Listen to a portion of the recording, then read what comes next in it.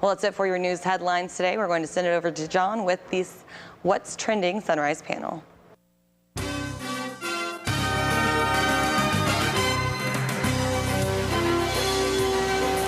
Thank you so much, Rebecca. That's right. I'm joined by our 3 Sunrise panelists, Jay Walker, Natasha Herzig, and Martha Guzman. Good morning, you all. How are you guys doing today? Great. You may have heard Jay.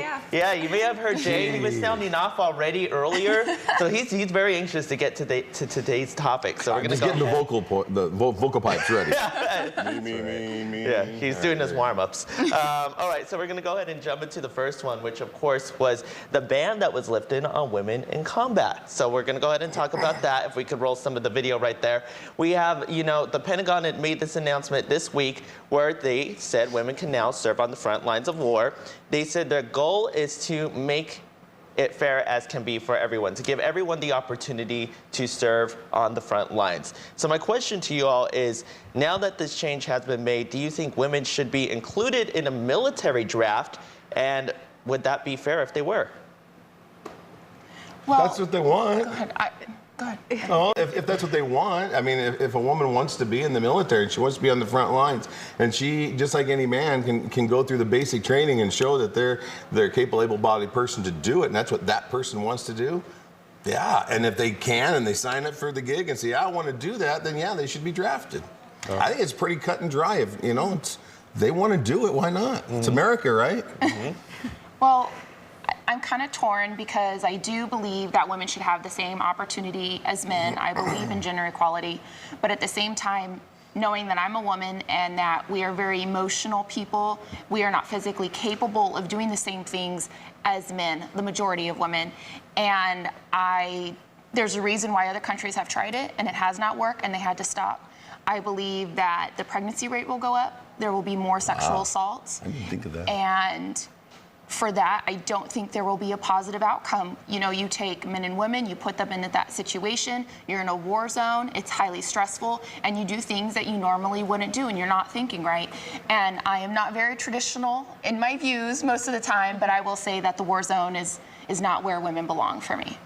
All right. All right. Well, I also believe in gender equality, and I think that if we're going to move forward as women and have equal rights as men do, or do everything that men can do, I think we can't pick and choose which rights we want and which ones we don't. You bring up some really valid points, though. What's it going to be like in the war zone when stress is up, and is there going to be higher pregnancy or sexual assault rate? Those are things that would have to be looked into. But I think we can't, as women, pick and choose which rights we want and which ones we don't. Mm-hmm. Mm-hmm. I'm happy the rights are there. I'm absolutely happy you have the choice, but at the same time, I just believe that I don't see women lining up and wanting to go to the war zone.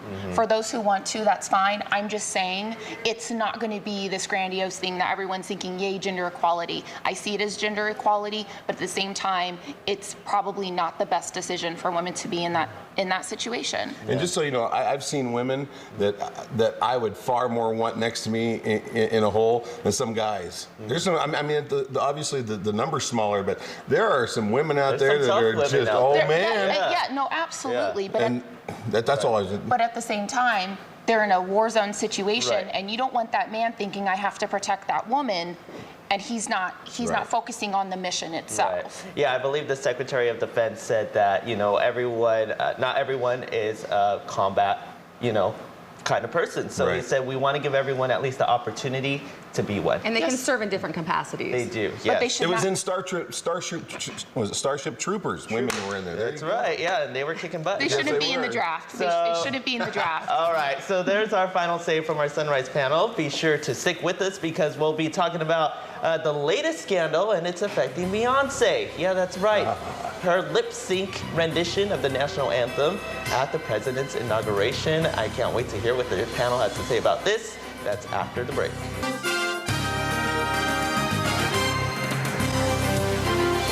Welcome back, everyone. We are back here on What's Trending, and of course, we're going to be talking about Manti Te'o, who has been making headlines all week, and we have some video we want to roll on him too. This is from his interview. Actually, they interviewed the girl who was targeted on there. There she is, right there on Facebook, whose pictures that his friend used to hoax him into this whole catfish hoax. Now, of course, he's a Notre Dame linebacker, and he sat down with Katie Couric to tell his side of the story this week. He admits he did lie after he found out about the hoax, and says that it was after the news he had received about his girlfriend dying that he continued on with this lie. Of course, the news was that she died from cancer, and he says his feelings were real. He claims his feelings were real. So, I mean, my question to you guys is, do you believe his side of the story, and do you feel any sympathy for him whatsoever? Who wants to start this one? Really? Go ahead. No, I mean, I think it's plausible that you can develop feelings and a relationship online from just talking, but I just, question the amount of time. He never saw this girl, and the fact that he kept the lie going, so maybe it was just bigger than, he just didn't know how to get out of it. But, the fact that he's lied already, I don't know. It's such a twisted hoax, and I think the focus should also be on the person, the mastermind behind, this hoax, and, he went through these extremes to live a double life and continue this relationship with Manti. Obviously, he has mental issues, but I mean, if there needs to be, he needs to be a focus on this story as well. I feel like we're focusing on this the victim, this woman whose picture was used again, without her consent, and with the whole Manti thing. I'm really kind of torn with this one. It is plausible, but, he lied already. I just don't know. I think that kind of really diminishes his credibility in my book. Yeah. Well, I believe his story. Like I said last week, I said that I think he believed in the beginning it was real, that I think he found out it was a hoax, and he continued to go with it, which I think, I see these clips, and he's crying and all this stuff, and I'm thinking, she's not really dead. This person doesn't really exist. I find that absolutely just embarrassing, and I feel that embarrassment for him, and I think that's why he didn't want to come clean. I have nothing to do with the story, and I'm just like, how embarrassing. I think that people, no matter who you are, famous or not, nobody wants to be embarrassed in the public. It's a hard thing to go through, and I do feel sympathy for him, because I don't believe that he would ever just start this out as a lie and talk about someone who never really existed. All right, Jay? Jay. I'm just, be honest, I'm so done with it already. He's, I didn't believe it from the first, whether he's lied from the beginning or in the middle or at the end. He's lied somewhere. It's obvious he's admitted to it. I'm just done. Last I checked, he hasn't broken any laws. The more us as media continue to hound on it, the longer this crud has got to hang around. So let's drop on and move on to, I don't know, something about getting jobs for us or something. I mean, we're wasting too much time on it. Sorry, John, but that's my opinion on it. I think it's a waste. I know. I think it's going to stick around, though, for a few more weeks, Jay. We'll have to see exactly what twist it will, because the supposed best friend, he needs to come out. We need to see this guy. Why? Why do we have to know? Because who does that? He's the one who started all of this, really. I mean, really. We wouldn't be talking about it if he didn't do what he did. So I got shoes to polish. It's more important. All right, Jay. Well, since you want to move on, we're going to move on to the next topic, which is Beyonce lip-syncing the National Anthem at the president's inauguration. Now, she was outed by the Marine Corps band that was there. Everyone thought that she was singing live, and then they came out and said, no, it was all tracked. We weren't even playing. It was all fake. So my question to you guys is, was this misleading? And do you guys think if Beyonce has diminished her artistic ability, if you will, if she could redeem herself? How many questions were that? Answer however many you want, dear.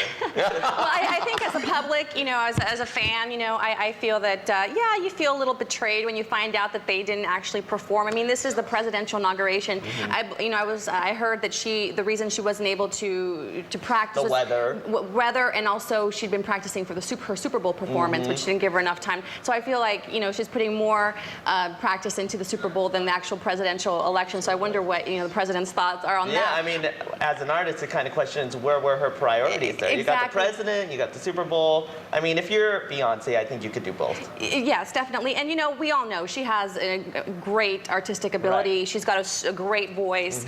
You know, but as a fan, I felt a little betrayed because you're in the moment and you feel like you're sharing that with her, and then to come back and say, oh well, you know, she wasn't really singing. live. Do all artists do it? Yes, a lot of them do. But then you had Kelly Clarkson, who was there, who did sing live, who did a fantastic job. Yeah. So She I made mean, that her priority versus performing at the Super Bowl. Exactly. She's not performing at the Super Bowl, Very as far as I true. know. But Yeah. will she redeem herself? Of course. I think the pressure is on for Super Bowl Sunday. Yeah. Everyone's going to be watching. Is she lip singing? that. Is she really singing? I think it's in her best interest to really perform Exactly. at the Super Bowl. Natasha J, real fast. I don't think she would dare to lip sync at the Super Bowl. I didn't watch it. I didn't care to watch that. Sorry. Everyone knows Beyonce can sing. Yeah.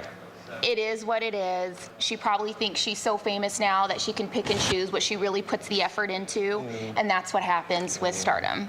You know, I just think, first of all, I called it, sitting in my chair, watching it, said to my wife, she's lip syncing it. I knew it from the second, especially with the camera, the way it was can right tell. on forward. Bottom line is, it's the presidential inauguration. If she would have messed up one note or messed up one little thing, that's what we'd be talking about today. Right. Does it bother me that she put it in there? Absolutely not. If she wanted to make sure that America was represented properly and wanted to make sure the song was done right, and she didn't feel like she had the chance to do it, Yeah. I think it's okay. Well, I'll be honest about my opinion. I think that she could have sang it live. I think she had the ability to sing it live. Lip syncing, let's leave it to Britney Spears and those other ones who are performers, because we know she doesn't have the best voice, but she can perform. But Beyonce has both, so why not share that with us? So yeah, that's my little 2 cents right there. All right, folks, well, you heard it from our Sunrise panel today. We're going to go ahead and wrap things up, and we're going to have Joey coming up after the break with your full weather forecast.